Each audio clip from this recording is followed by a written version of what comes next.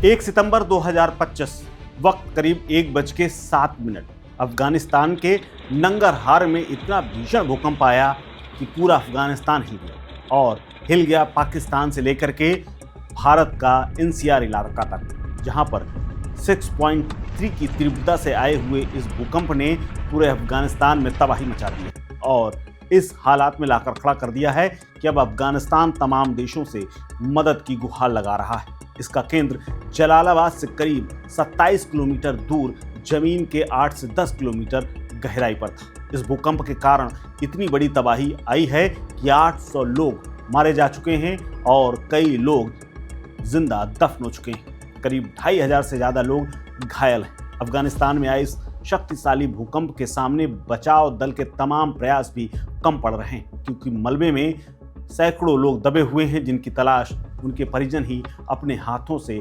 फावड़ा और कुदाल लेकर कर रहे हैं। अफगानिस्तान के स्वास्थ्य मंत्रालय का दावा है कि मरने और घायल होने वालों की संख्या इससे कई गुना ज़्यादा हो सकती है, लेकिन इलाके तक पहुंचना ही कठिन है। ऐसे में राहत बचाव कार्य कब तक पहुंचेगा, कब तक पीड़ितों को मदद मिलेगी, इस बात पर ही संशय है। इसी बीच में हिंदुस्तान के विदेश मंत्री एस जयशंकर का बयान सामने आया है। उन्होंने अफगानिस्तान के लोगों के प्रति एकजुटता जताई है और कहा है कि भारत इस संकट की घड़ी में हर देश की तरह हर संभव मदद करने और समर्थन देने के लिए तैयार है।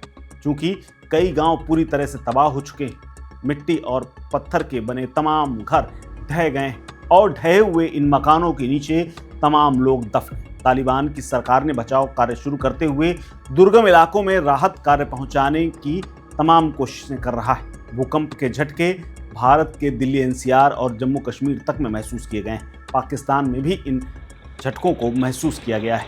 आपको बता दें कि पिछले महीने 27 अगस्त 2025 को भी हिंदू कुश की पहाड़ियों के पास 5.6 तीव्रता का भूकंप आया था, जिसके झटके भी जम्मू कश्मीर तक महसूस किए गए थे, लेकिन तब कोई बड़ा नुकसान नहीं हुआ था। लेकिन अब की बार ऐसी तबाही आई है कि अफगानिस्तान कराह रहा है। वहीं इस घटना के बाद प्रवक्ता जबीउल्लाह मुजाहिद ने बताया है कि स्थानीय अधिकारी और तमाम स्वयंसेवक संगठन लगातार बचाव कार्य में जुटे हुए हैं। 4 हेलीकॉप्टरों के जरिए तमाम डॉक्टर और चिकित्सा कर्मियों को भी नुरगल इलाके में भेजा गया है। इसके अलावा सभी उपलब्ध संसाधनों का पुरजोर तरीके से उपयोग किया जा रहा है, जिसमें सुरक्षा, स्वास्थ्य और भोजन की तमाम व्यवस्थाएं की गई हैं। इसके अलावा कई टीमें मौके पर पहुंच चुकी हैं।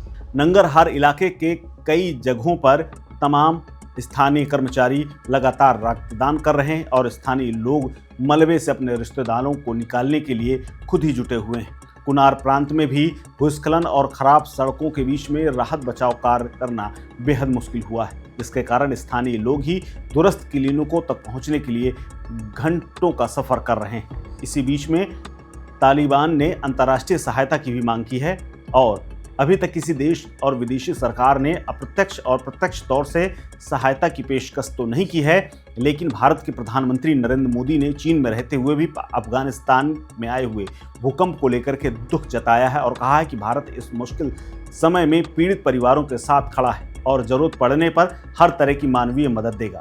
उन्होंने घायलों के जल्द स्वस्थ हो जाने की कामना भी की है। आपको बता दें कि पीएम इस वक्त चीन से लौट रहे हैं। 2 दिनों की इस अहम कार्यक्रम में हिस्सा लेने के बाद वो भारत पहुंचने वाले हैं। इस एससीओ शिखर सम्मेलन में उन्होंने कई बैठकें की हैं और चीन के राष्ट्रपति शी जिनपिंग और रूस के राष्ट्रपति व्लादिमीर पुतिन से भी मुलाकात की है। इस खबर में फिलहाल इतना ही। अपडेट्स के लिए बने रहिए वन इंडिया हिंदी के साथ। नमस्कार। Subscribe to One India and never miss an update. Download the One India app now.